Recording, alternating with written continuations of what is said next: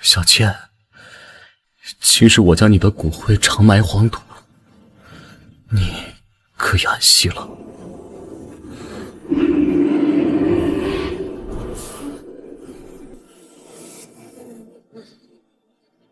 阴阳殊途，若有来世，彩晨，我真想和你过上只羡鸳鸯不羡仙的日子。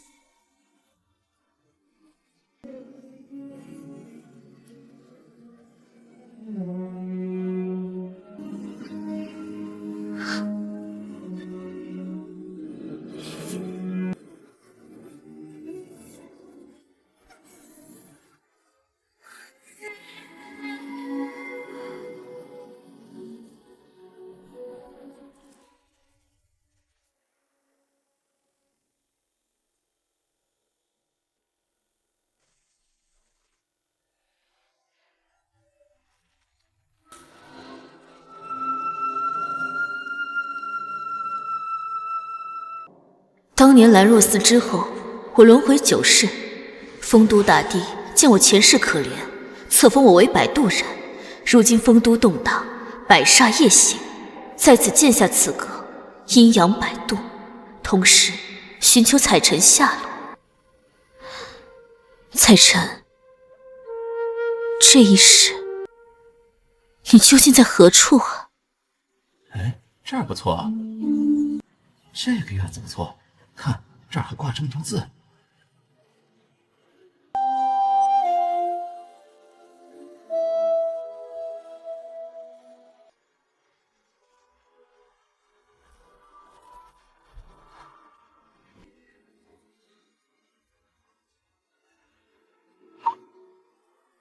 青林烟云阁今日开业，算命解梦，驱邪避凶，价格公道，熟客6者，童叟无欺。今日若有烦忧，即可入内解惑。哼，这破门面，以前是个扎纸铺，现在又来了个装神弄鬼的小姑娘，真会气。这年纪轻轻的就搞封建迷信骗钱呢，哎，世风日下呀。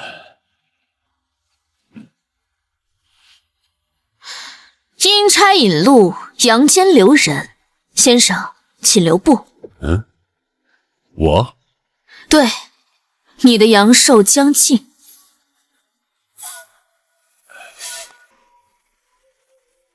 姑娘，我跟你无冤无仇，你咒我，你再胡说，休怪我对你不客气。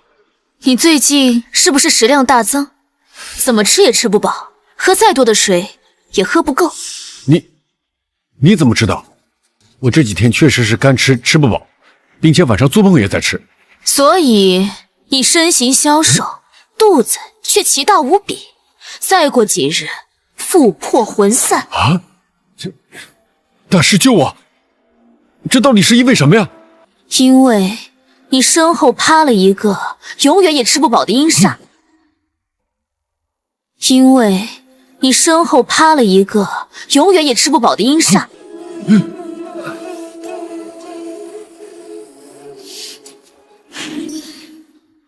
天地玄宗万气本根。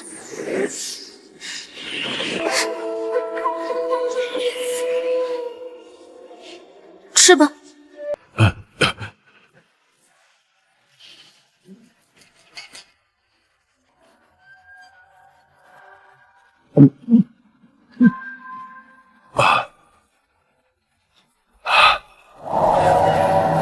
我不饿了。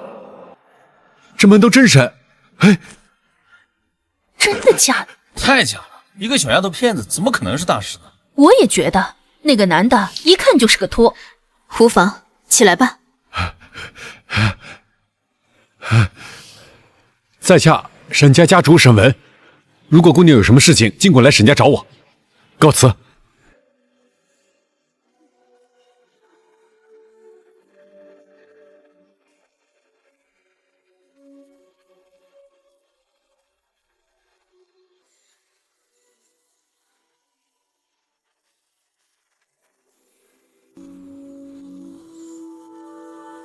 等等，姑娘。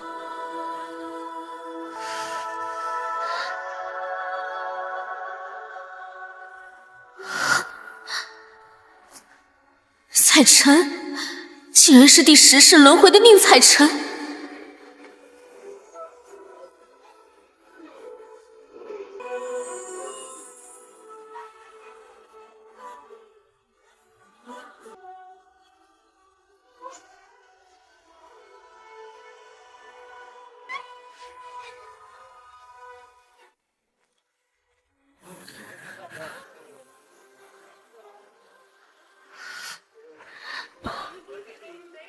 大师，大师，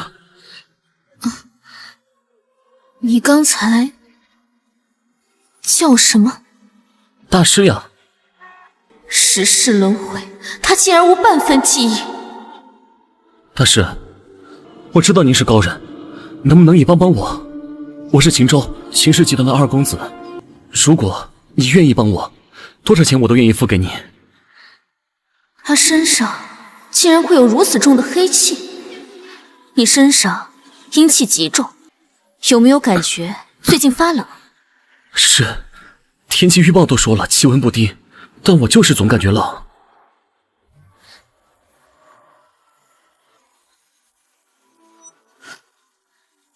你这不是医院能医好的病，你这是不是被不干净的东西缠上了？想必是。随我进阁。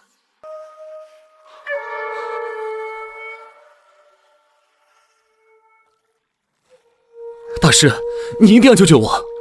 我这几天总是感觉浑浑噩噩的，没有力气，感觉像是有人趴在了我的背上。那就对了，你身上有缠魂煞，缠魂煞牵三挂五，祸及亲眷。姑娘，哦不，大师，你说太准了，我们家的确接二连三在发生一些怪事情。大师，你可以去我家看看吗？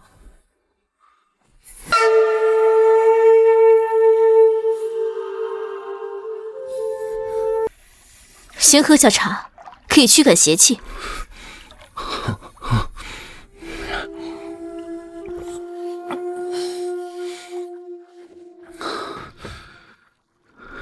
怎么你和我家其他请的大师不一样，这么亲切啊，像是认识很久。是吗？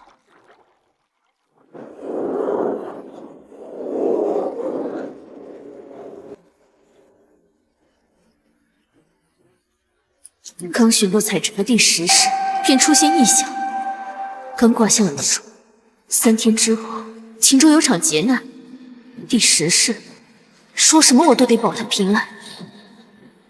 带路吧，去你家。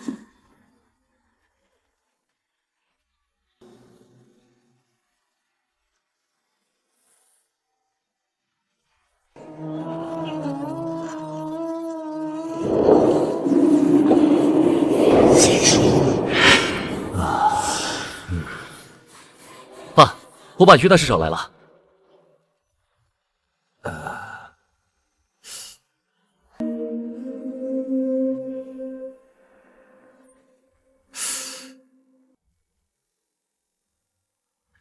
小周，你胡闹什么？这是我花重金入山请来的传人，难不成你带来的小姑娘比大师还厉害？相信我，爸，这于大师啊，技艺了得。姑娘，秦家冲煞严重，你道行尚浅，我劝你早点离开，以免惹祸上身呐。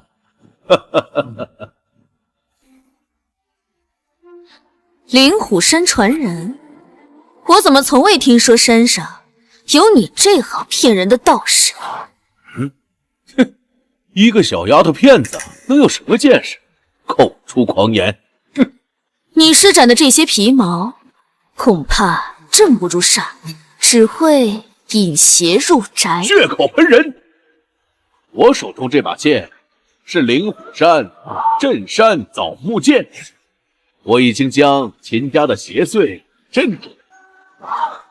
是吗？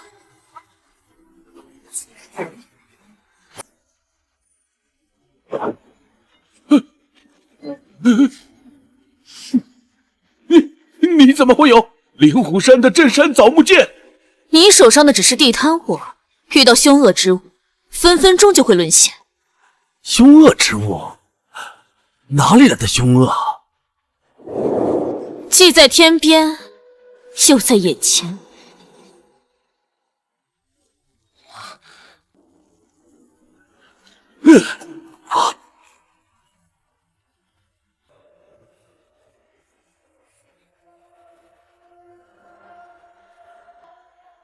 这只是打个雷而已。你以为只是打雷？这是失火的先兆。一连下了几个月的雨，房屋都快浸透了，怎么可能起火？姑娘，我看在你是小周带过来的朋友，没有赶你。如果你口出狂言，别怪我不客气。爸，秦老爷，这火马上就来了，不妨等一等。西侧是白虎门，主凶，起火的位置就在这儿。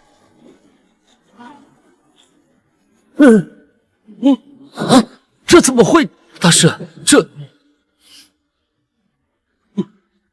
坏了，遇上真高人了！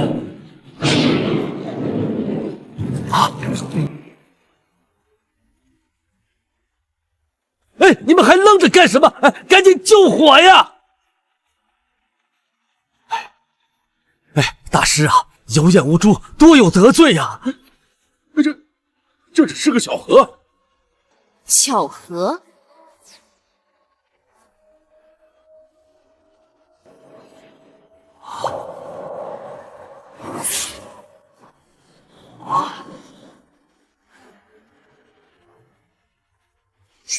哎，这符道长之前埋下的，这是引火符，轻则走水失火，重则家破人亡。哎呦！我待你不薄，你为何害我秦家？你良心，我冤枉啊！你不要再狡辩了。若只是招摇撞骗就罢了，为何在秦家埋下这一环？王老板，是你生意对手王老板，最近生意都被你秦家抢走了，所以他才派我来你家夺你点契约。你敢背叛秦家，滚出现世！若我再见到你，我会亲自出手解决你。我只是拿钱办事儿，饶命饶命啊！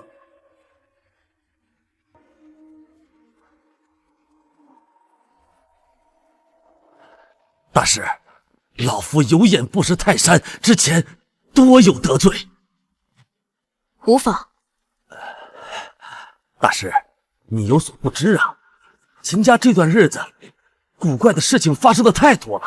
秦老爷，秦家的祸事绝非一张简简单单的符就能明白。啥？请大师救救我们，不要担心报酬，我一定会重金酬谢。与秦无关。我之前就说过，你身上的劫难会殃及周围的人。今晚我先破其一。需要什么？我这就去准备。准备什么呀，小弟？姐啊，小雪，你来的正好。这位是于大师，他能趋吉避凶，技艺了得呀。行了吧，那个灵虎山的道士，我之前都说他是江湖骗子，现在又来一个女的，你怎么总是信这些神神叨叨的？姐，于大师真有本事，你别这么说。她是秦州这一世的姐姐，身上黑气浓郁，想必今晚劫难要发生在她身上。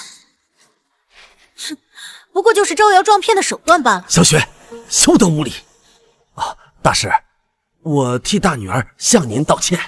爸，我又没说错，道什么歉啊？我姐脾气就是这样，多有得罪，大师见谅。没事，她以前脾气不差。我之前？你怎么知道我之前什么样？我不光知道这个，我还知道你最近总会梦到一个看不清脸的男人，一言不发的盯着你。我说的对吗？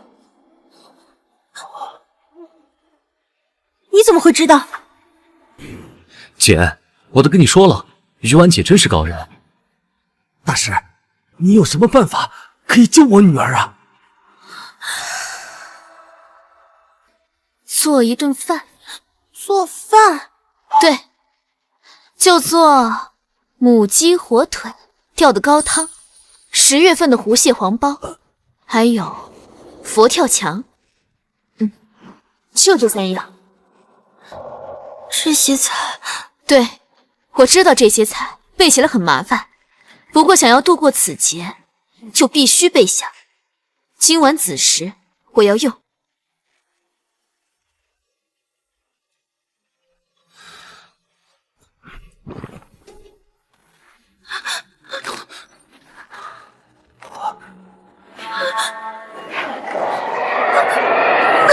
那是什么？于大师，那里有东西，有东西啊！大师，我从没有害过人，为什么会惹上不干净的东西？冷静，那不是什么不干净的东西。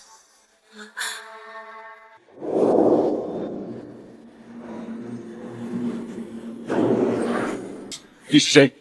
竟然可以看见我？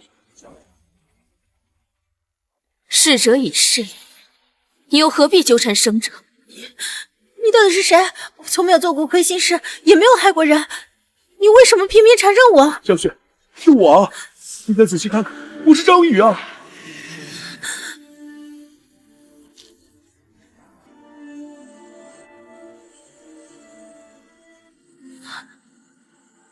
小雪，姐夫，张宇，对不起，我不是故意吓你的，我只是想多看看你。张宇，你已不属于阳间，不要因为执念害了你心爱的人。我知道，我只是放心不下他。张宇，都怪我，要不是那天我太任性，你也不会冒着雨开车，最终导致了车祸。张宇车祸后，我们派人去打捞，可水太深，实在是打捞不起来呀。张宇，你已时日无多，还有什么心愿未了？抓紧时间。那一天本来是我跟小雪的结婚纪念日，只可惜阴阳又隔了。不可惜，一切都来得及。你看，秦雪早就给你准备好了。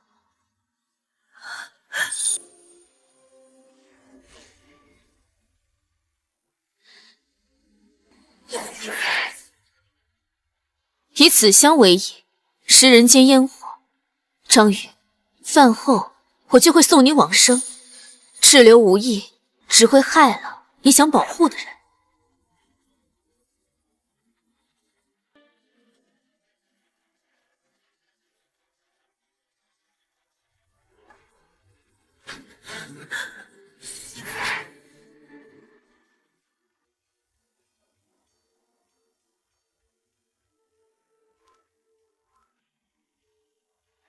喂，老婆，我快到家了，给你买了蛋糕，后备箱里有你最爱喝的红酒。今天是咱俩的结婚纪念日啊，你就别生气了呗。你就一张巧嘴，赶快回来，给你做了你最爱吃的。好。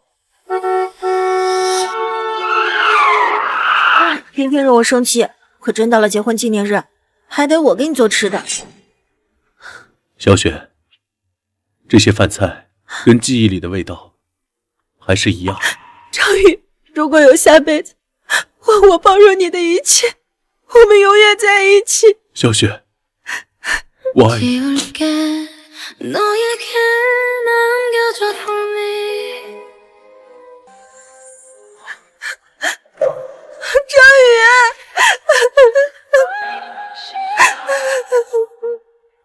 摆渡人小姐，丰都动荡，百煞夜行，秦家四周邪祟涌动，您千万要小心。不用担心我，这是我和秦州必须要共同面对的时事劫难，我不会让他们有事。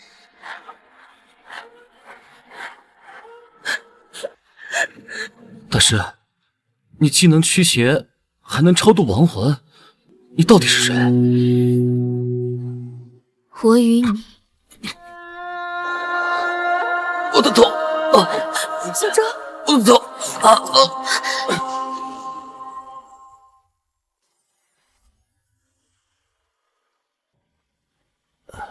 大师，秦州这是怎么了？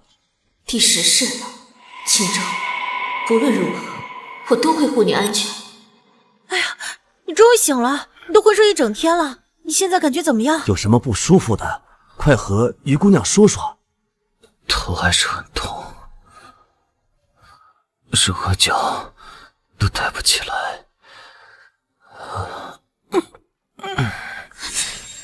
秦州，不用勉强，好好休息。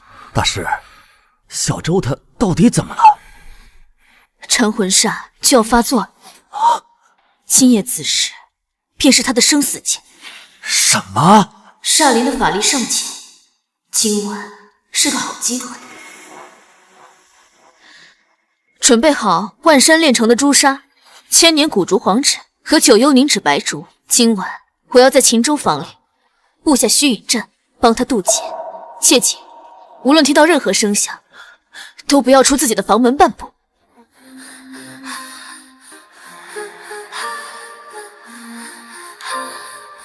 你到底是谁？我是于婉，阴阳摆渡人。这是我们秦节的第10世。第10世？那我第9世是在做什么？第9世？每一世你都忘记了我，可每一世你都把生的机会留给了我。我每世都没有记忆，那于你或者于我来说，彼此就是陌生人。你为什么执着于救我？不，我们不是陌生人。你说觉得我亲切，是因为我们早已存在了羁绊。是什么事情让我们牵连10世？你将身为聂小倩的我安葬在兰若寺，我本不能进入轮回，你却将我安葬，扰乱了阴阳秩序，也因此受到了惩罚。第10世若败，我们将尽数无间，永世不能轮回。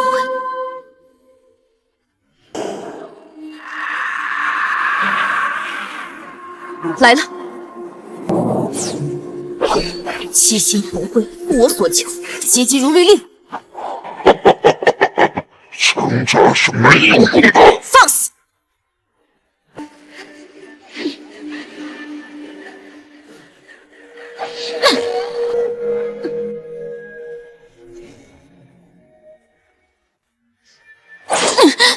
我的好孩子呀，你以为这点本事护得了他吗？护不住，也要护他。10世轮回劫，天大的惩罚，每一世都会看着他死，这一世也不例外。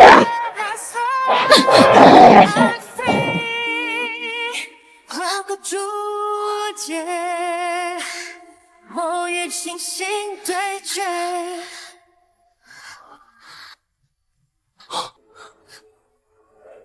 你没事吧？我没事，那是树妖的分身。这是分身，他究竟藏在哪里？城西煞气最重，树妖应该滞留在那里。你能帮上什么忙吗？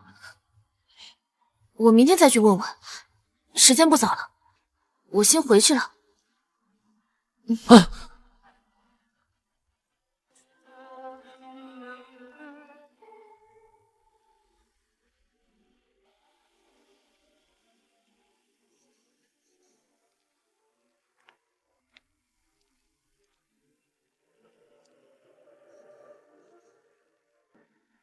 丰都动荡，树妖已经挣脱封印了，我必须加固封印，才能保护秦州。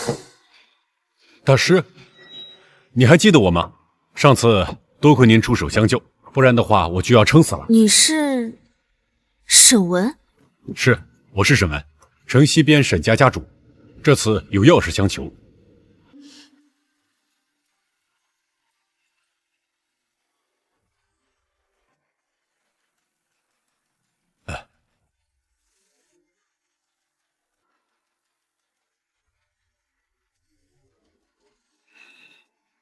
这玉佩是我收养的小乞丐的。大师，我爷爷沈长清昏迷了3个月，医生都束手无策。你家住在城西边？对，求您跟我回去救救我爷爷。他昏迷前交代我，根据画像带上玉佩找到这位姑娘。我打开画卷，发现您竟然跟她长得一模一样。小乞丐受到煞气侵扰，和树妖脱不了干系。这玉佩的确是我的。那请您快跟我回去吧。等等，等等，玉姑娘，你们这是要去哪儿？沈完，秦州，好久不见，我带大师到我家去看看。现在有急事，我们改日再聊。等等，我也要去。城西边就是沈家的位置，哪怕危险我也要去。虽然我没有记忆，但这一世我也不想做一个只能被保护的人。哪怕像你们说的前9世一样，这一世我也应该在你身边，而非身后。好。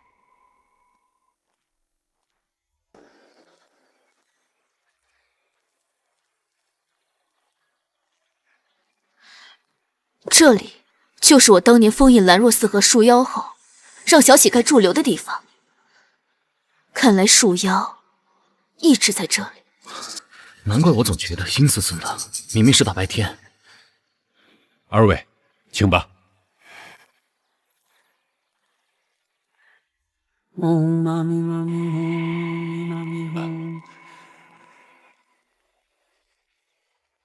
你们是谁？为何出现在我家？这就是我所救的小乞丐，沈长清的夫人。这位是我奶奶。奶奶，这是鱼丸、秦州。看着姑娘的着装，也不像是来探望我老头的。说吧，来我们沈家有何贵干？我来见沈长清。我们沈家在此也算是名门贵族，沈老爷子的名字也是你能直呼的。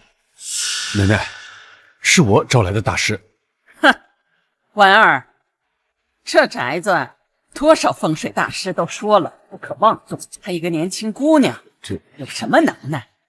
年纪轻轻的就学着装神弄鬼的来骗钱，我们沈家不吃这一套。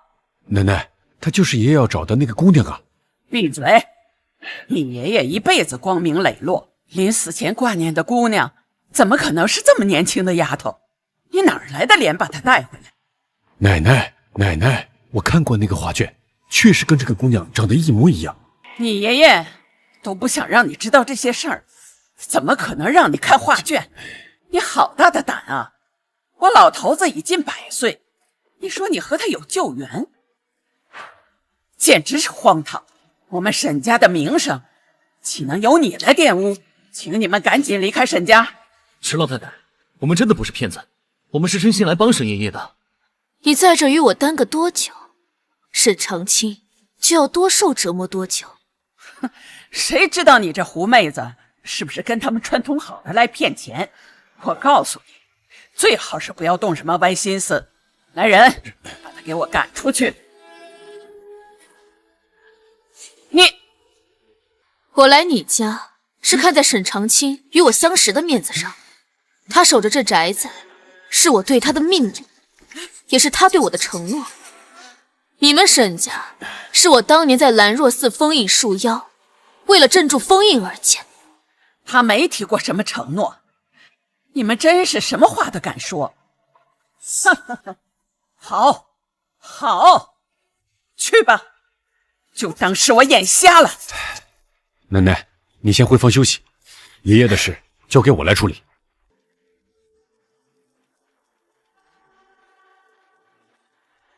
姑娘，我奶奶她脾气不好，实在不好意思。他怎么知道老头子说过的那个承诺？老头子让我保密，连沈文我都没有告诉。老头子让我保密，连沈文我都没有告诉。站住！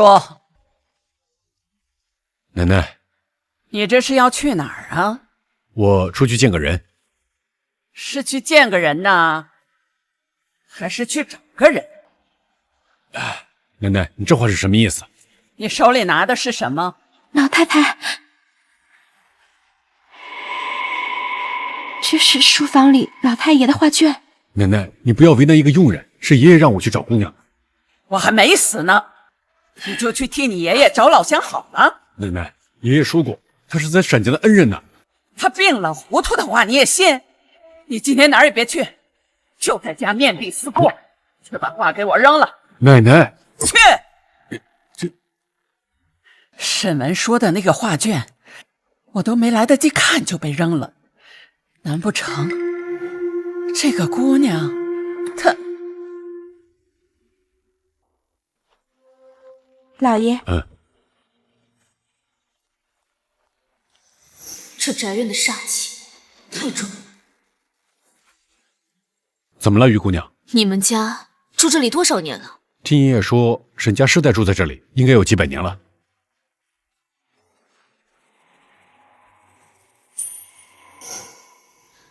这里的老树白天开始落叶，夜晚长出新叶，花园里的土还被翻新过。真准！不瞒您说，自从爷爷昏迷以后，我们沈家怪事不断。姑娘，你可得好好帮我们瞧瞧。走吧。哎，在这里，于姑娘。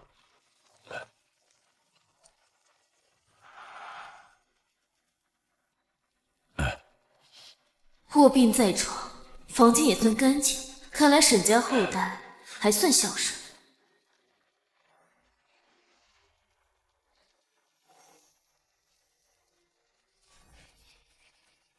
果然是书妖的煞气侵蚀。姑娘，我爷爷他怎么样了？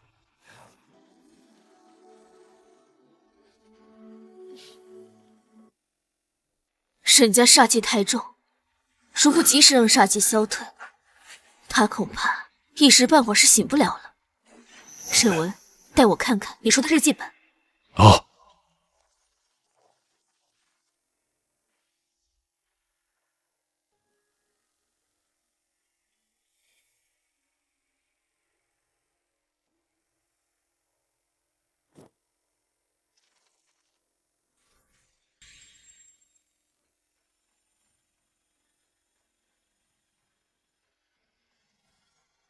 玉姑娘与雨夜，或赠玉佩，托我守封印。我奉姑娘之命，改兰若寺为宅，桃花为眼，花园为界，滋养善念，受树妖封印。沈文，爷爷资助福利院这么久，我却一无所知。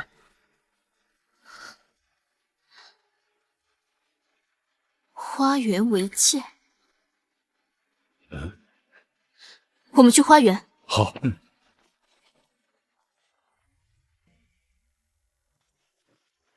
于姑娘，这里便是沈家后花园，爷爷几乎每天都来这里捣鼓。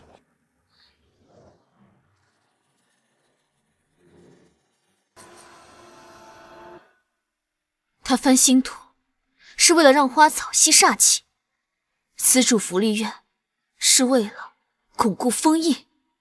啊，难怪爷爷几乎每天早晨都会来给老树浇水、整理花草，几乎是雷打不动的。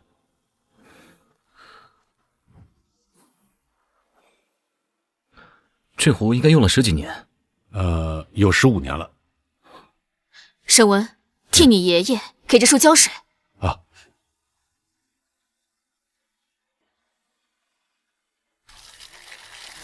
这树枝繁叶茂，沈长卿，你资助的那些孩子也早已成家立业，你对我的承诺从未落空。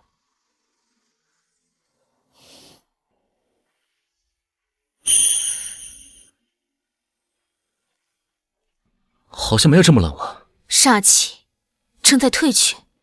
于姑娘，那我爷爷是不是可以醒了？先回卧室，把这些东西放在他的床头。好。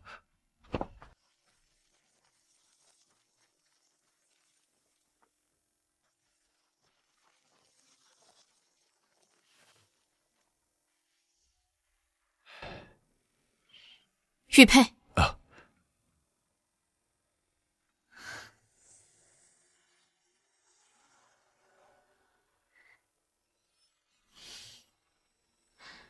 小乞丐，我回来了。你答应守护的一切都好好的。爷爷，爷爷他有反应了。沈文，读日记里第一次见到老树那段。沈文，读日记里第一次见到老树那段。哎，好。初见老树，枝桠稀疏。姑娘说她能护佑一方，让我好好待她。如今枝繁叶茂，我也守了她几十年，只盼姑娘归来，告知一切安好。沈爷爷，爷爷，你是不是能听到我们说的话？小乞丐，怕你的承诺没有实现，其实你做得很好。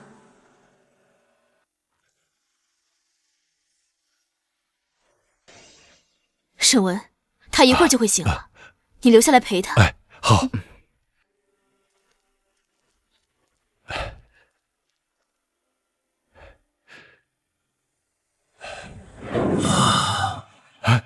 爷爷，爷爷你醒了，爷爷。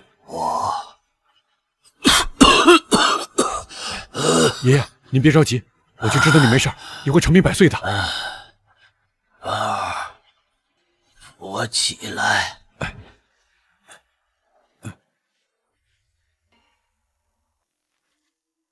这些旧砖也是他要守护的一部分。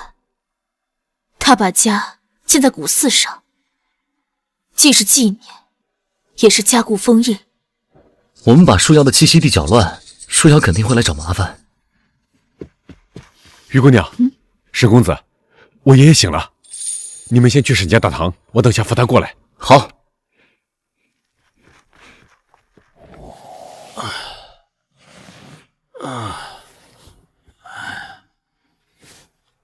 来，爷爷慢点。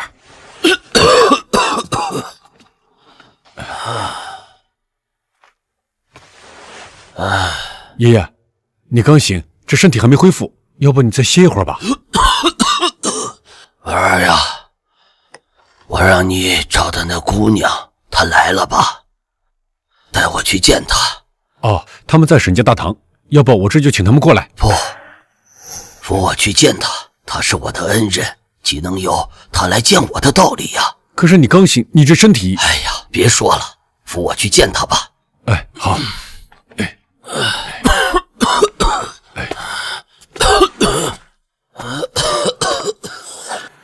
小心！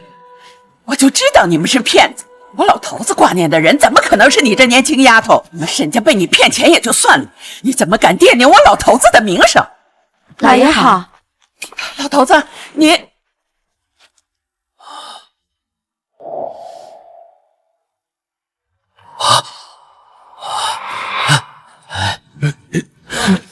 爷爷，闭嘴，跪下。沈长清见过姑娘。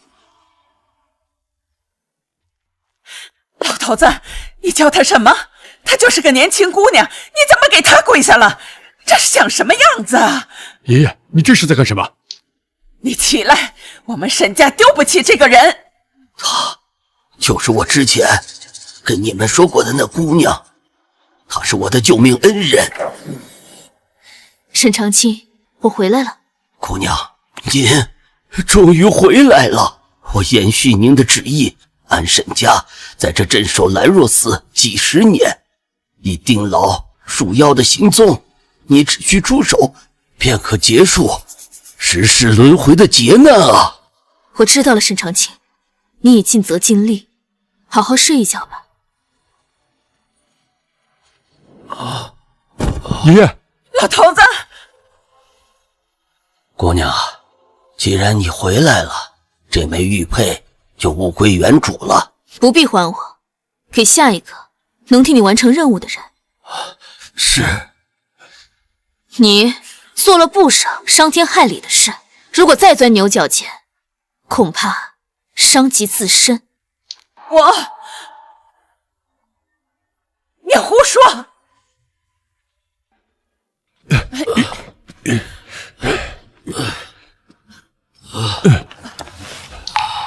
文儿，爷爷，我在。哎，你从小到大就一直缠着我说喜欢这玉佩，想要这玉佩，而我一直说还不到时候，现在时机到了。我以前守护着兰若寺的封印，守着咱沈家，以后啊，该你了。不行，你跟我说清楚，这到底是怎么回事儿？爷爷，你一直提的这位姑娘，她到底是什么人？她就是我之前跟你们说过的那个姑娘，是救过我命的恩人。文儿，你发誓照顾好她，她说什么你就要照办，不得忤逆，不然我不瞑目啊！老头子，你要给他当奴才，我拦不着，但是你不能让文儿给一个黄毛丫头去当侍奉，我不允许。文儿，发誓。好，爷爷，我沈文发誓，今后一切以姑娘为重，一切以她为事。哎呀，记住，你守着这姑娘是你的福气，也是咱沈家的福气。爷爷，老头子，爷爷，老头子，你醒醒啊！老头子，爷爷，爷爷，你醒醒啊！老头子，你醒醒啊！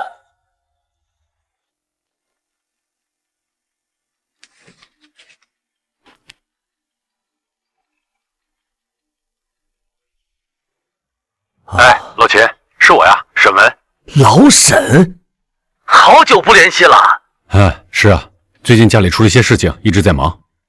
沈爷爷年事已高，身体不如从前也是正常的。哎，爷爷他过世了。什么？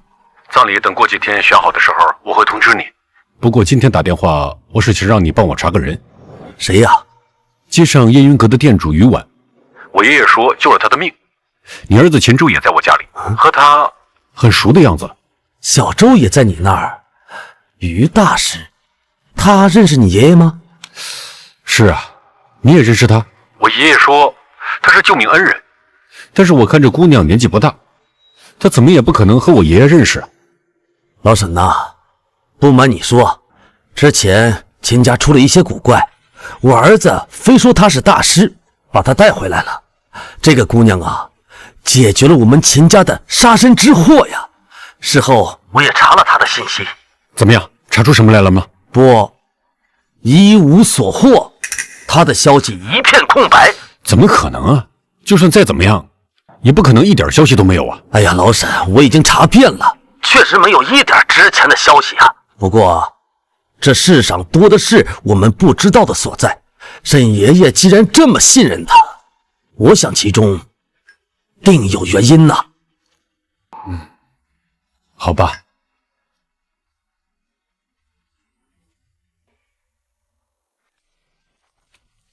沈长兴从我收养他到死，这一生都在效忠于我。沈长清，你安心去吧，下一世你不会再受亲人之苦。有人在哭。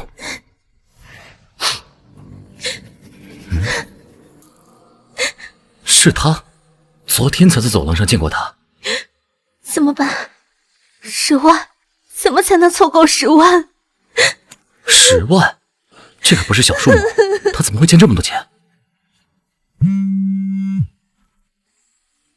喂，妈，我还有2天才能发工资，再给我2天时间好吗？哎呀，那是我的弟弟妹妹，我肯定不会不管他们的啊！弟弟的学费我一定会筹够的。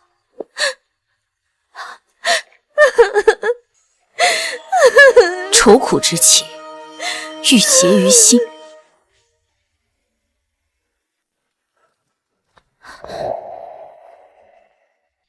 这是要……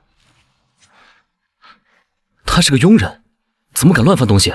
不，他是在找东西。于姑娘，秦公子，你们这是？阿平，我警告过他一次了，对不住了，两位，是我们沈家家风不严，让你们看笑话了。阿平，老爷，你在这里做什么？我看这房间乱了，我进来收拾一下。这房间都是乱的，衣服也散落在地上，你又偷东西了？不是啊，老爷，我真的只是来打扫房间的。那你手上的银行卡是怎么回事？不是的，老爷，你听我解释。听你说，听你一而再再而三的狡辩吗？什么事儿啊，阿文？怎么这么吵啊？奶奶，阿平他拿了家里的银行卡。阿平，你怎么又偷东西？不，老太奶奶，你听我解释。之前你拿了我柜子里银打的戒指，你求我不要跟阿文说，我还没找你算账呢，你怎么又来偷啊？戒指？阿平，那是奶奶结婚的时候带过来的，你怎么还偷奶奶的嫁妆？老太奶奶，我没拿您的戒指，我都不知道您有银戒指。老爷，真的不是我。阿平，你别再说了，那个戒指真的不是我拿的，我也不知道是谁拿的。老爷，哼，我看你是被什么东西迷了心窍。不是的，我真的不知道有戒指这么一回事，怎么会是我偷的呢？阿平，你以为我还会相信你说的话吗？不，我真的没有拿。上个月你当了我家祖传的玉镯，我念你勤恳照顾沈家10多年，所以放了你一马。老爷，我知道错了，您听我说，我真的实在是太需要钱了，所以才会去偷的。但是戒指真的不是我拿的。他们要把你赶出去，我是觉得你有苦衷，才将你留下来。我们沈家重情重义，没有再追究。但想不到，你竟然还会再犯。我，老爷，请你相信我。哼，你已经没有信誉可言，我们沈家容不得偷鸡摸狗的事情。你收拾东西，走人吧。老爷，求你原谅我。奶奶，我扶你去休息。老爷，老太奶奶，我知道错了，我真的知道错了。文儿，我给过你机会了，你却一而再再而三的犯同一个错误。沈家没有这个耐心。手机，手机。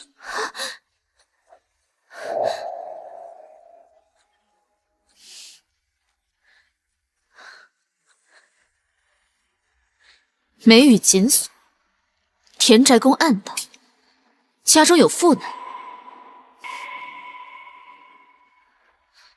你弟弟妹妹的学费来路不明，是高利贷。高利贷？是，您说的没错，是高利贷。我爸前年生病，他的手术费和弟弟妹妹们的学费加起来，开销实在太大了，家里没办法，只能去借高利贷。高利贷？那可是无底洞啊！阿平，你为什么不找我们帮忙？老爷，沈家一直都很照顾我，况且这也不是一笔小钱，我实在不知道该如何开口。你在我们家住了这么多年，你有什么不能开口的？明日午后去城中的法律援助中心，说是秦氏二公子秦州让你来的。援助中心？他们会帮你解决债务问题，也会帮你弟弟和爸爸筹起手术费用。真的吗？可是律师费……你只要报秦氏二公子秦州的名字，他们不会收你钱的。谢谢您，谢谢姑娘，谢谢老爷，有你们真是太好了。以后不要再沾高利贷了，你的正财运本不差，只是被邪债给压住了。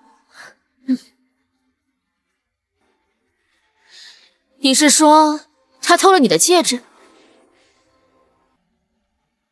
哼，是啊，一定是他偷了，拿去当了换钱了。你怎么就知道是他偷的呢？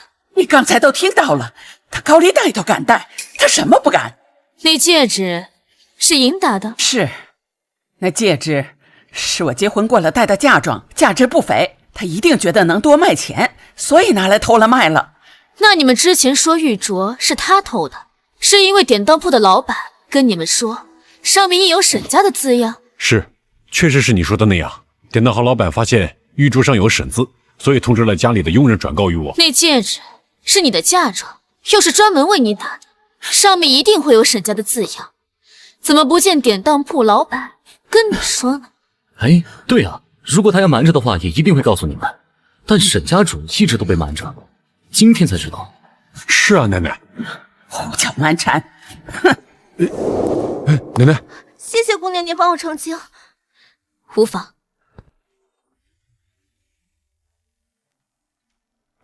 啊，于姑娘、简公子，请慢走。什么事？爷爷刚才把玉佩给我，让我好好照顾于姑娘。我已经在他老人家面前发誓，就定不会食言。以后你有任何需要，请尽管吩咐。节哀，你都知道了。沈文，你母亲小薇过世时，沈家办过一场仪式。您说的真准。那找道士超度后，你见过他的遗体吗？没有，这超度后就火化了，说是让我母亲在地下能够得到安生。没见过，你怎么知道他会下九泉？你这话是什么意思？那道士用沾血丝线禁锢灵魂，停观世上，要的就是永不轮回，永世不超生。啊！我最近确实梦见我母亲身上裹着红线，穿插在一起，一直在挣扎，请姑娘明示。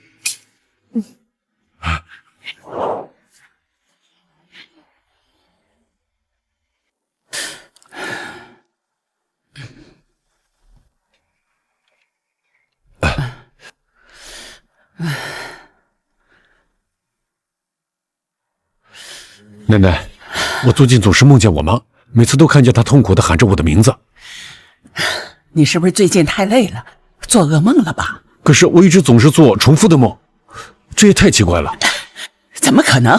你母亲是安安心心走的，你忘了？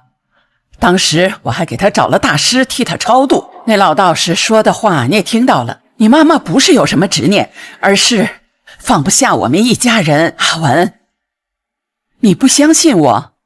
奶奶，你说的对，我可能是最近处理的事情太多了，才总是做这样的梦吧。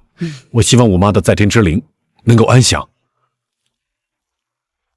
有你这样愚钝的儿子，他肯定是安详不了。于姑娘，姑娘，你刚才说的话是不是有点太过分了？你真的觉得你妈妈能安心？于姑娘，你这话是什么意思？这是沈家，跟你有什么关系？就算文儿的母亲生前有什么，也轮不到你在这说。是吗？把你妈妈和沈长清一块安葬吧，我是看在你爷爷的面子上，可以为你妈妈超度。你胡说八道！姑娘，你这是什么意思？你们不敬生命，不畏生死，停观世上不入土，我难道有说错吗？这是我老头子的葬礼，谁允许你在这撒泼的？你赶紧给我滚出去！奶奶，你别生气。于姑娘，话可不能随便说，我妈妈绝对不是被别人害死的，我们沈家也不可能干出伤天害理之事。她若是走得安详，又怎会来找人超度？棺材若是入了土，怨念又怎会聚集在沈家？也许是我妈她放心不下我呢。所以说，你笨。你妈妈如果走的是安详的，也没有人想害她，又怎么可能棺不入土呢？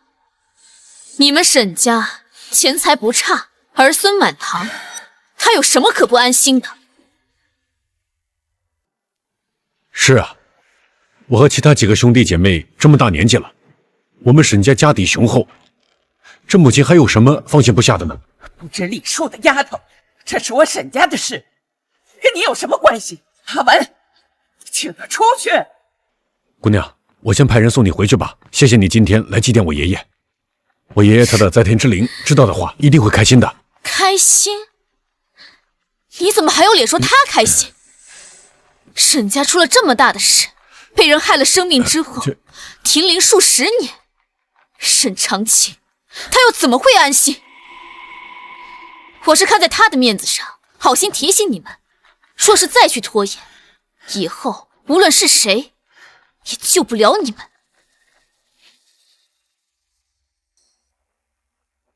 沈长清，真是苦了你了，守在这这么多年。不好了，于姑娘，快和我回家！我爸说我家瓶子里有人。拍卖会上说你能招财，我才买回来的。可为什么最近我亏了这么多钱？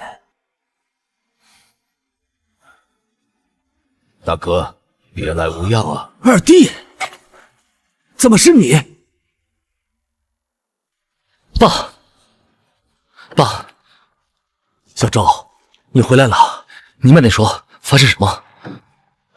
大师，你救救我！瓶子里有人。这个买了多久？买了有20多年了吧？当初是在一个拍卖会上买的，说是能招财进宝。元清年间的青花，摆放位置上家，的确招财，日进斗金。买回来之后有亏有赚，最近亏得厉害呀。还有，我是不是发生错觉了？刚才我看见我弟弟了，可是他已经死了。这瓶子的确招财，可秦州身上的天劫让他牵三挂五，殃及家眷，再加上又有邪煞作祟。邪煞？哪里有什么煞气啊？稍安勿躁，我问你，早年间你的弟弟是不是向你借过钱？是啊，是有这么回事儿。可他之后又因还不上赌债而跳了楼。确有此事。我之前借了很多次了，也不还，金额不小。他也没告诉我钱花到哪里了，我就想着不能再纵容他了。可是没想到他后来就跳楼了。你说的邪煞是我叔？对。什么？这怎么可能？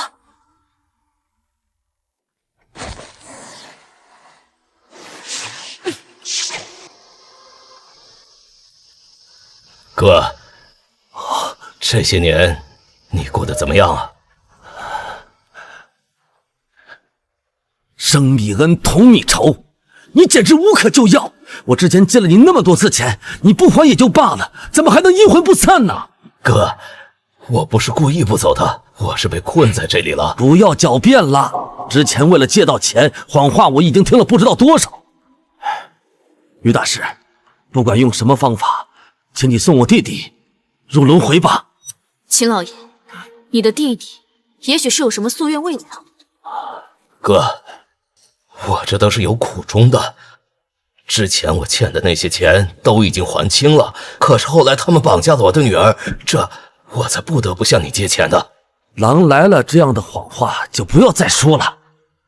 哥，我说的没有半句假话，他们叫我拿赎金，如果拿不出来就一命抵一命，甚至……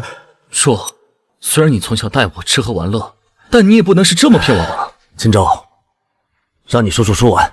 甚至还让我绑架你，我说的这些都是真的，没有一句是骗你的。什么？秦老爷，秦伯伯说的的确是真的。什么？我弟弟说的都是真的？大师，你确定？你为什么不告诉我呀？如果是这种情况，我会借给你钱的。哥，这些都是我年轻的时候欠债引来的仇家。这事儿本来就是因我而起，也该由我自己解决。你如何解决？你为什么不让我处理？难道我会任那帮人为所欲为吗？哥，我没上过大学，也没有一个好工作，这么些年家里的生计一直都是你维持的，我不能给你丢脸，不能拖你后腿啊！你是我弟弟，谁敢说你丢我的脸？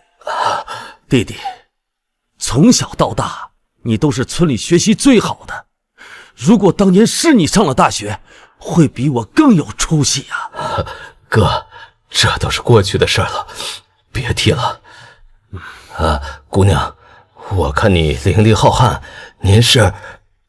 我是阴阳摆渡人于婉，负责渡罔顾世间的煞灵。非我不想往生，只是不知道为什么被困在这里出不去。你被困，也许是因为最初绑定你们两人的东西留在了这里。秦州，去拿凝脂白术来。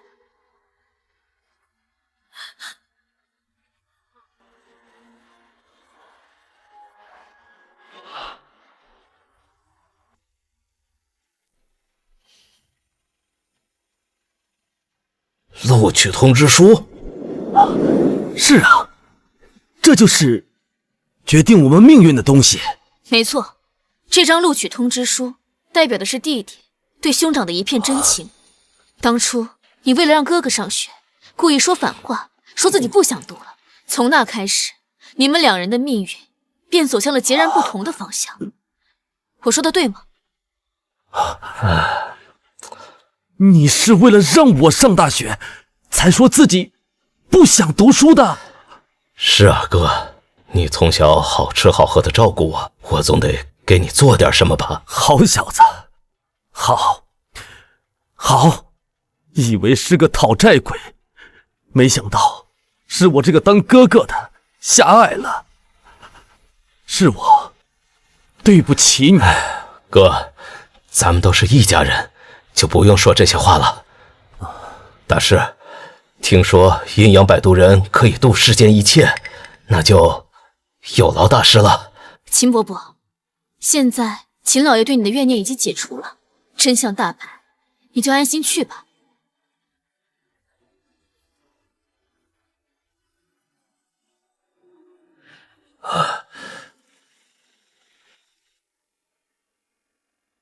爸说今年收成不好，我们可能吃不饱饭了，学可能只有一个人能去上了。哥，你想上大学吗？想呀，我想学商贸，开一家属于自己的公司。爸让我们抓阄决定。是啊，二弟，如果你想去读，我就去跟爸妈说我不读了。你这么厉害，做什么事情一定都很成功。抓啥阄？我不读了。二弟，你别跟我置气。谁置气了？我嘛是真没那心思。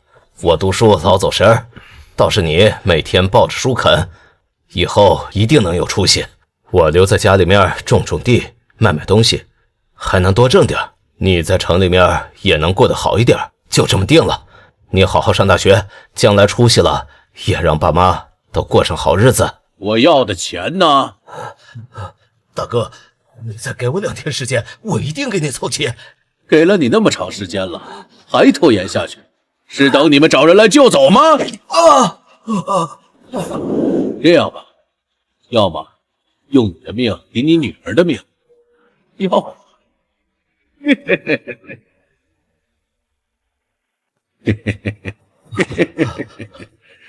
你把秦家老大绑过来，换走你女儿。他是县市第一的老板，比你女儿有价值多了。至于赎金，我们28分都不成问题。不可能，是我哥，你想都不要想。老不死啊！我耐心有限，劝你快点选。你就不要做梦了，除非有本事你弄死我。给你机会不珍惜啊，那就别怪我不客气了。弟弟，我会照顾好弟妹他们的，我们下辈子还做兄弟俩。去买一尊开过光的铜貔貅，摆到之前瓷瓶的位置上，招揽财气。我这就去。于大师，多谢你，你帮了我们秦家。是啊，大师，你要多少钱，我们都给你。不，我要帮的是秦州。对，哎，你说小周身上有煞气，如何才能解决呀？等我解决了树妖，一切就会结束了。好。于大师，我不清楚到底发生了什么事情，可是老沈他最近一直托我查询你的信息。老沈这人心肠不坏，他可能只是不放心你是不是有意接近沈家。你可别介意啊。他是沈长清的孙子，心眼儿自然坏不到哪儿去，就是人傻得很。到了现在，你竟还不愿相信我。我想让您入土的，是奶奶不准。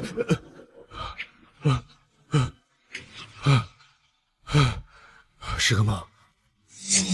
你们不敬生命，不畏生死，停官世上不入土，我难道有说错吗？不是的，不是，只是危言耸听。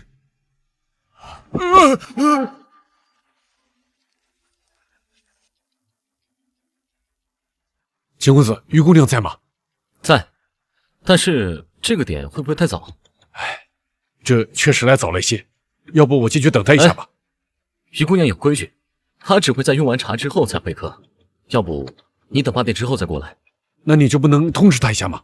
你去告诉她是我妈妈的事情。昨天我们离开沈家的时候，于姑娘就已经跟我说了，你今天一定会来，但是她也特意叮嘱我，一定要等到用完茶之后。为什么呀？因为你现在还没有全心全意接替你爷爷，她不高兴。好吧，我还有点事，我先去忙。沈家主，请便。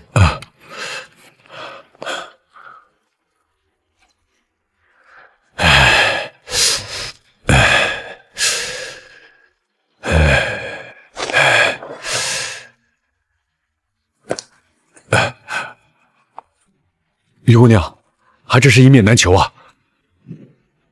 这么整洁有序的阁楼，姑娘果然身份不凡。我不打扰你们了。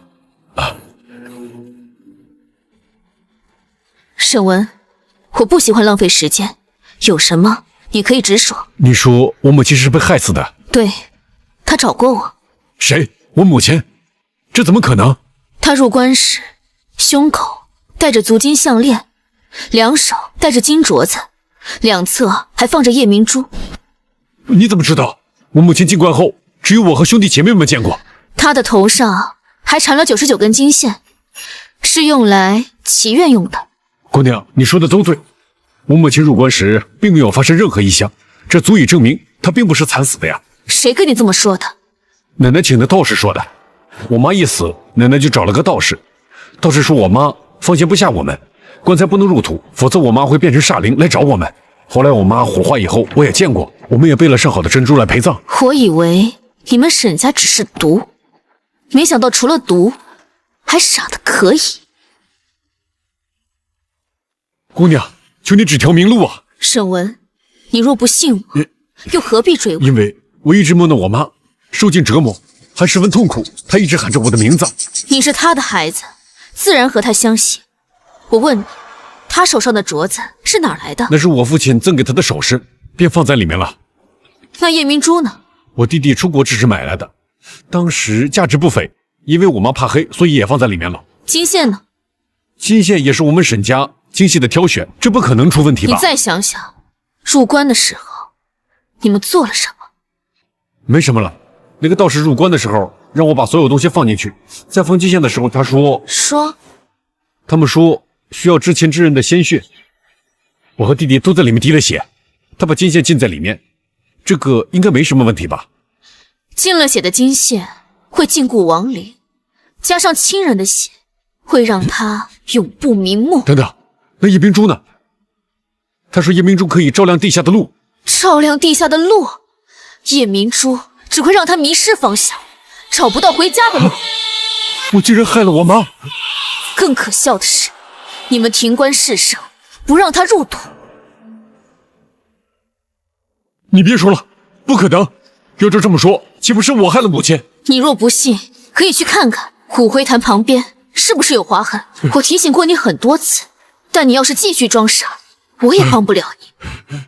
秦州，碧海姑娘，我求求你告诉我，怎样才可以让我母亲好受？是不是打开虎灰潭，拿走夜明珠，扯掉金线就没事了？你太天真了。你只需要告诉我这么做能不能让她好受一点。她是被自己人算计的，几十年关不入土，早就生恨了。能是你说的简简单单就能解决的吗？但是我也不知情啊。所以说，你们沈家不但毒，而且笨。你母亲执念过深，那线也不一定能控制得住她，到时候也还会被有心人利用。再过不了多久，你们沈家就要大乱。我们也是无心之过，她毕竟是我妈呀。可怜沈长青，一辈子没落下亲近。于小姐，回吧。打扰你们了，我先回去了。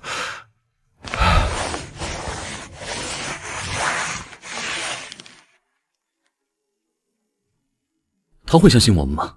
他自己知道，母亲的骨灰多年未入土，只是他以为母亲的骨灰不入土是为了他好。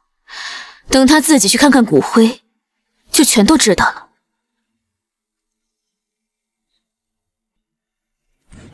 阿文，你怎么能听外人胡说呢？奶奶，这么多年了，我妈的棺材如果不入土，那也不是个办法呀。阿文，你忘了当年大师怎么说的吗？他说，你妈是因为放不下我们，所以才不能埋。你若是执意要埋，那就是犯了大忌。求你了，奶奶，那可是我妈呀！如果她的棺材还不下葬，那我才是大逆不道啊！沈奶奶，阿琴，你怎么来了？来，快坐。哦，不了，一会儿我给沈爷爷上完香就回去了，公司还有事情。好，谢谢你来送我家老头子。您客气了，承蒙沈爷爷关照，我才能有今天呢。那好，你们俩先聊着，我就下去休息了。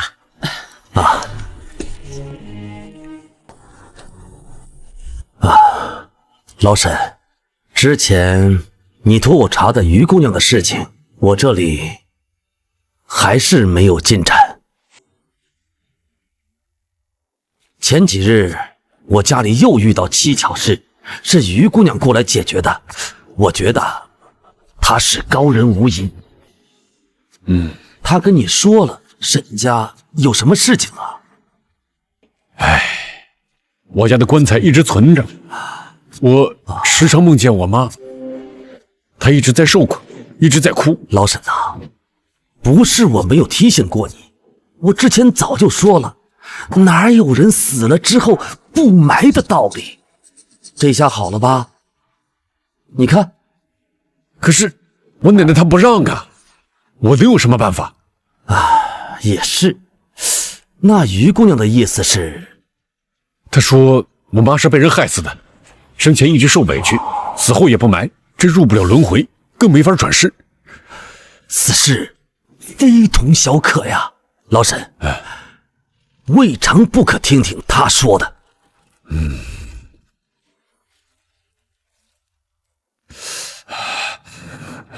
好冷，这里怎么这么冷？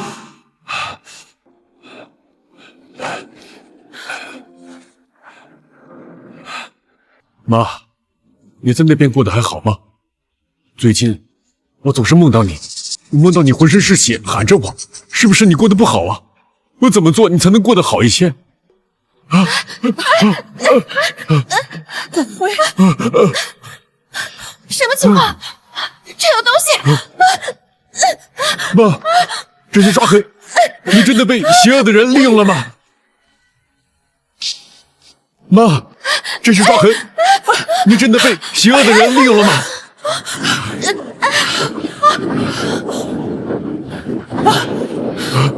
妈，我也是被人骗了，我不是故意不瞒你的。妈，那个道士骗了我，你不要生气啊！救命啊！陈玉德，不要抓我！糟了，我怎么动不了了？完了，全完了！我妈一定恨透我了，又来找我了。快让你妈回去！你要的公道，我替你讨回来。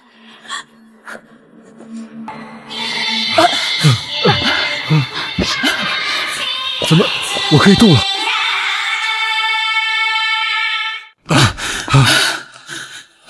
我来替你们了结恩怨。于姑娘，你来了。如果我把这些红线拽掉，我妈会不会好过一些？不能。那，请您赐教。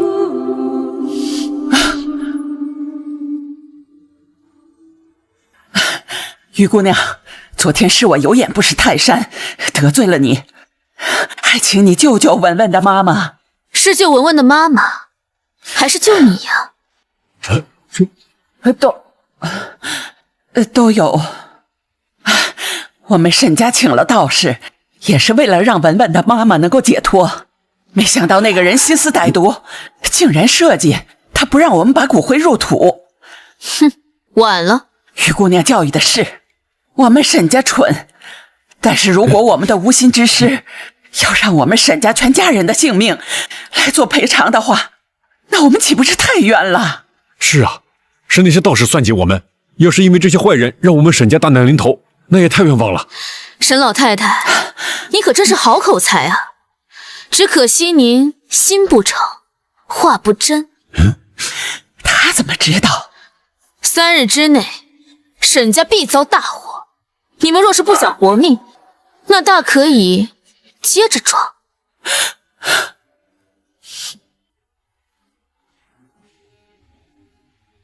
先回去吧，奶奶。这里风大，晚上就着凉了。阿文，你是不是也不相信我？阿文，你听我解释，不是他说的那样。解释，我妈好端端的就没了。你胡说什么呢？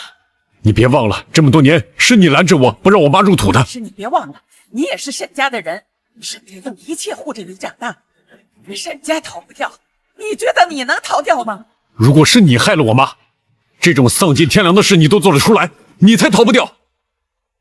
我有什么好怕的？那是我亲妈，放着你们不埋她，我有愧。我天天做噩梦，我只有见着她，我才能赎罪。好，信我，信一个外来的丫头。于姑娘她说的没有错，那个说我妈魂魄不稳，不能下葬的道士是你请来的。我和你妈妈同在一个屋檐下生活了几十年，我把她当成我自己的姑娘，视如己出，我怎么会害她？视如己出？你现在还在演？自从你生病醒了以后，你天天盯着我妈的生辰八字，你安的什么心呢？我对她还不够好吗？婉儿，你忘了当时她中邪要烧祠堂的事了吗？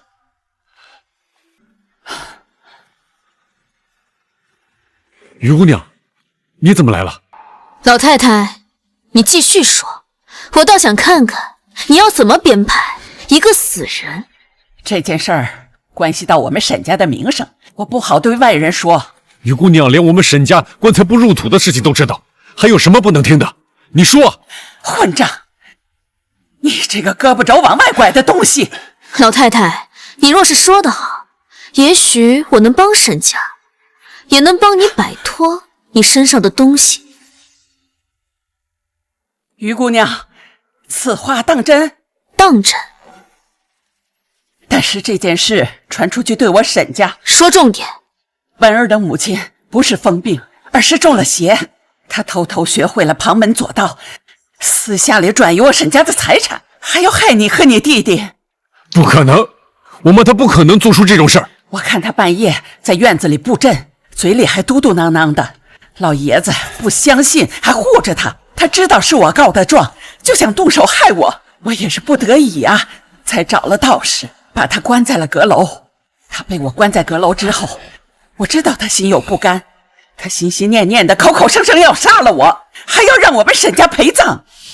老爷子就是被他的话吓病了，连着几天高烧不退。这些事你还记得吗？就算是这样，我们也忍了。毕竟是我们沈家的媳妇儿，我们都把她当成自己的姑娘。现实的人都知道我沈家的烟花做得好，老爷子就把烟花制造业交到了他的手上，让他好有事情做，慢慢的回归正常人的生活。我背后有什么东西吗？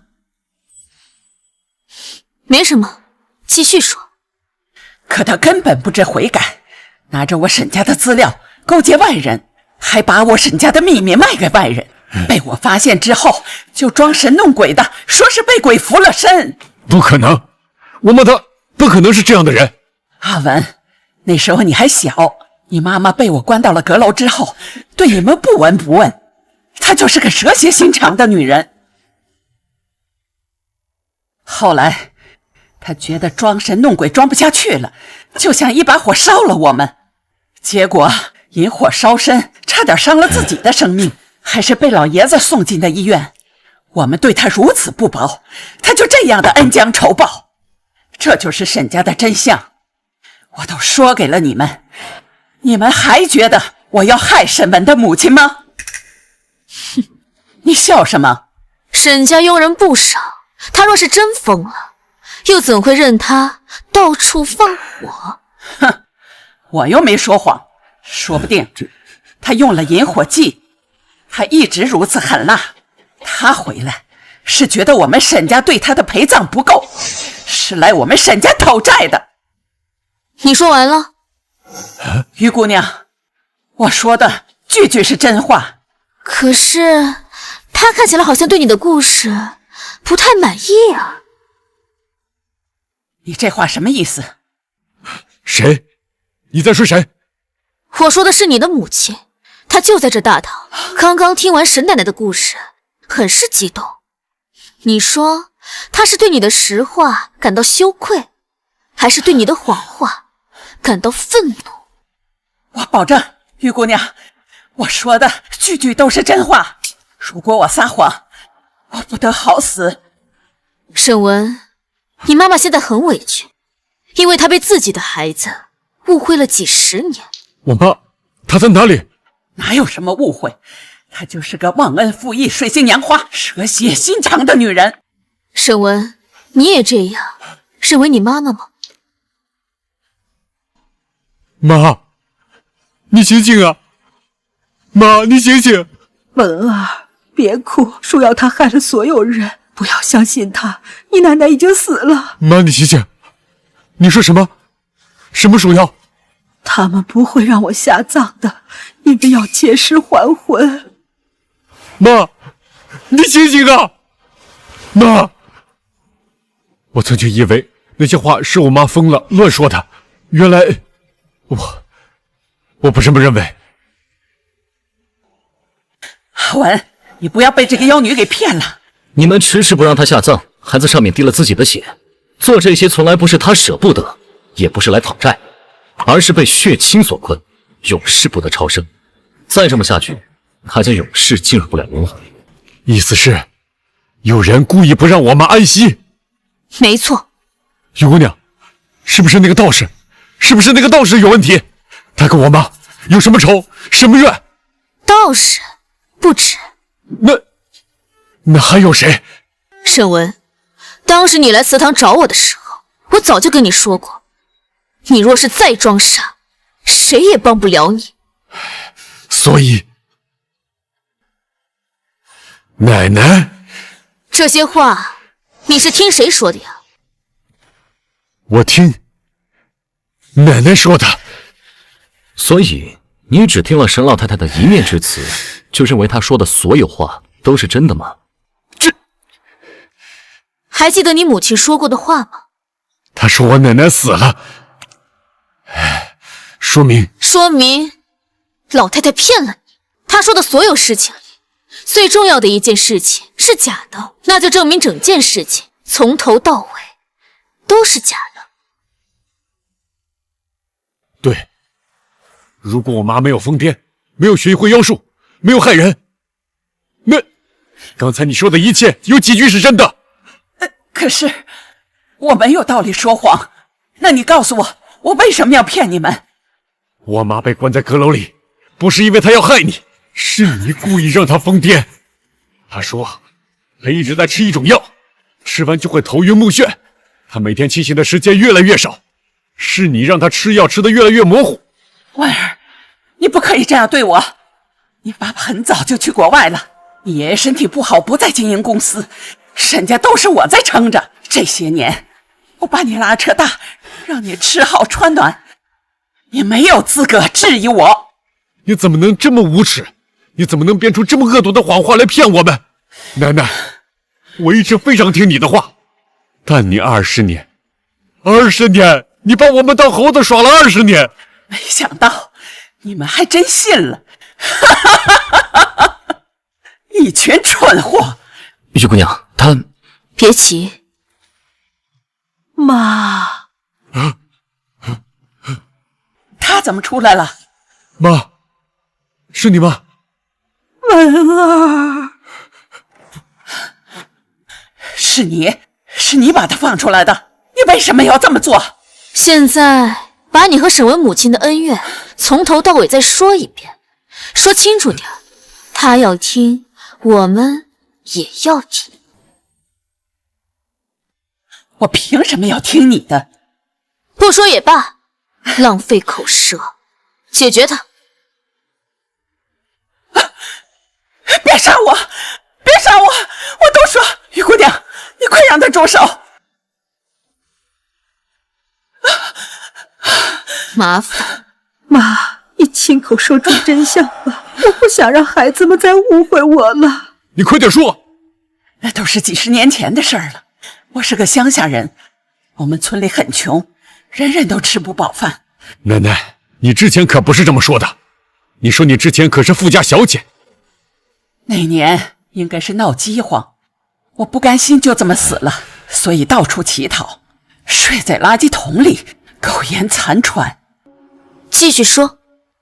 后来我一路漂泊，就遇到了沈长清，他心肠好，把我带回家，还与我结了婚。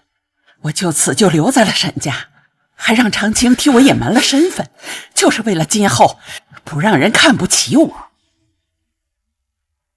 你骗我，你骗了我们所有人几十年。继续。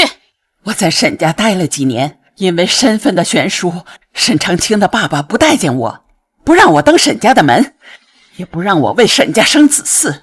后来我跟长清就在福利院领养了你爸爸。后来他结了婚，你妈妈是个千金，她手里握着家族烟花制造的秘方，沈家的生意慢慢丰富了起来。我嫉妒啊！凭什么他们过得这么好，而我要像阴沟里的老鼠一样活着？所以你就开始陷害我妈？哼！等你爸去国外做生意之后，我就跟沈长清说，你妈妈私下里转移沈家财产，还在沈家的祠堂放进了邪物，我就嫁祸于他，说他引邪入宅。那你为何会掌握我们家烟花制作的秘方？沈家主，冷静。你借此把他关起来，然后害死了他。哼！他被关进阁楼之后，烟花的秘方很轻松就到了我的手里。那是我外公给我娘的秘方，你气死了我外公，嫁祸给我娘，你还是人吗？是他欠我的。你不是人！哼！要不是你外祖父出手护秘方，我也不至于动手。你妈妈知道了要举报我，我把她囚禁起来，喂她吃迷魂片，逼她放弃抵抗。可她骨头硬得很，宁死不从。她居然求一个工人帮她逃出去。我误会了她这么久，真是可笑。我竟然不相信我亲妈。我就这样抓住了她的软肋，逼她认命。我娘她压根就没有害过人，她甚至连逃出去的机会都没有。哈哈哈！我告诉她，如果她敢说出真相，我就杀了你们，杀了沈长清。疯子，你就是一个疯子！我竟然和一个杀人不眨眼的疯子在一起了几十年。自从那以后，他就彻底认命了。他还求着我饶了你们，我顺理成章的管理了沈家。我当然知道他心里恨我，所以他临死前，我让道士锁住了他的意识，又骗你们说他舍不得你们，不想埋进土里，所以把棺材放进了家里。我真是不孝，我竟然害了我妈这么多年无法安息。树妖，你确实差点就成了，只不过沈老爷在他临走之前就已经偷偷托人告诉了我和于姑娘，他早就知道了。不知好歹，死有余辜。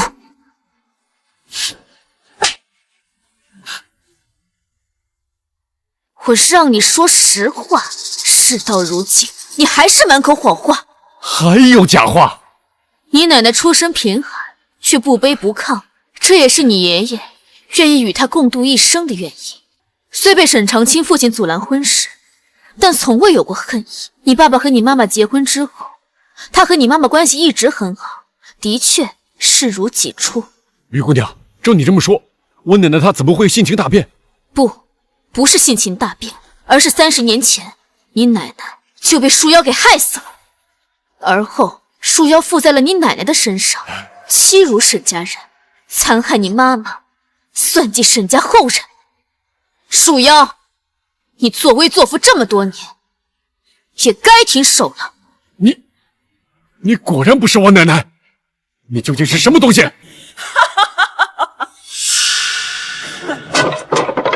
沈长清知道自己大限将至，于是托我帮沈家清理门户，帮沈文妈妈含冤昭雪。原来爷爷什么都知道，他居然忍了这么久，再等姑娘来，你才是蛇蝎心肠！你害了我们沈家这么多年，那又怎么样？现在没有任何人可以阻止我了。你妈妈残存的意识马上就快消失了，明日我就可以重生了。你真的卑鄙！你不是很想念她吗？她马上就可以复活了。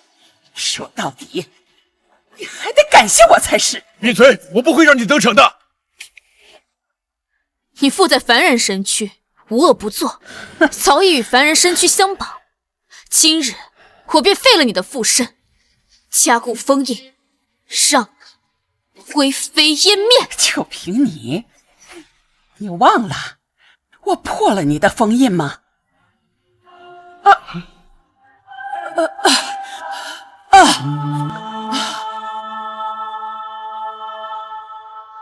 好了，树妖已亡，身形俱灭，早已再无回到人间的可能。你奶奶她的阳寿在30年前就已经消散了，把她和你爷爷还有你妈妈一起合葬吧。谢谢姑娘，谢谢姑娘救下沈家，你永远是我们沈家的恩人。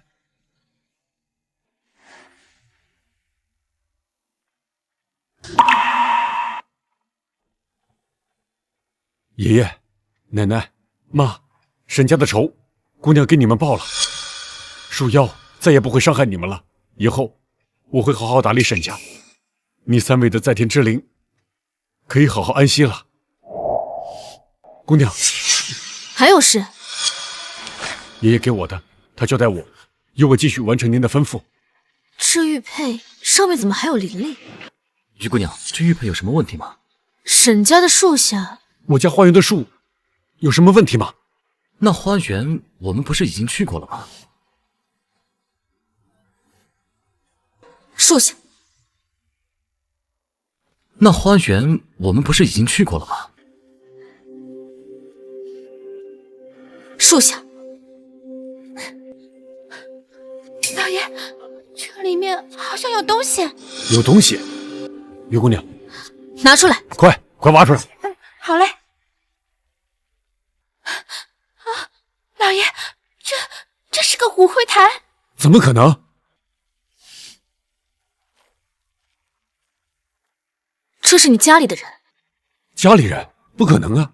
我家里人一直都……怎么可能会有骨灰坛？是你爸爸的。我爸爸那更不可能了，他在国外做生意啊。他们不想让你知道真相，所以才说做生意是找的借口。到底发生了什么？怎么没有一个人告诉我真相？沈家主，冷静一点。沈家主，你爸爸也是被树妖害死的。树妖？当时你爸爸察觉你奶奶不对劲，便和你妈妈想移居国外，没想到你爷爷却不愿意离开。然后呢？你爸爸就去质问你奶奶，可是你奶奶的身体早就被树妖给占据了，把她杀了。这些事情为什么我知道这么晚？为什么呀？沈长清，真是为难你了，放弃生的机会，在活地狱里等我回来。于姑娘，我该怎么做才能让他们一家团聚？不用了，这骨灰坛是沈长清埋在这里的，他已经一遍遍替你奶奶向你爸爸忏悔，他已经没有怨念了，就埋在这儿吧。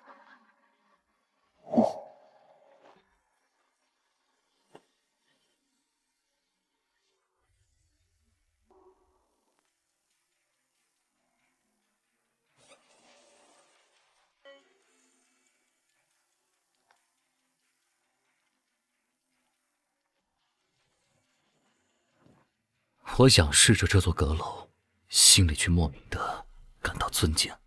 现在我却怎么找不到你？徐婉，你究竟在哪儿？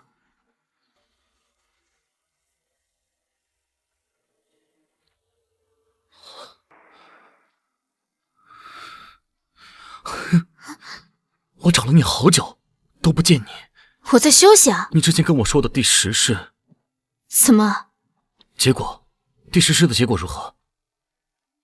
你这不是好好的吗？第10世，我们成功了。天地之大，不过是存在于生死之间。我用10世护人渡人，有人忏悔，有人执迷。好在我终于完成了宁采臣的10世轮回的使命，还了他在兰若寺的恩。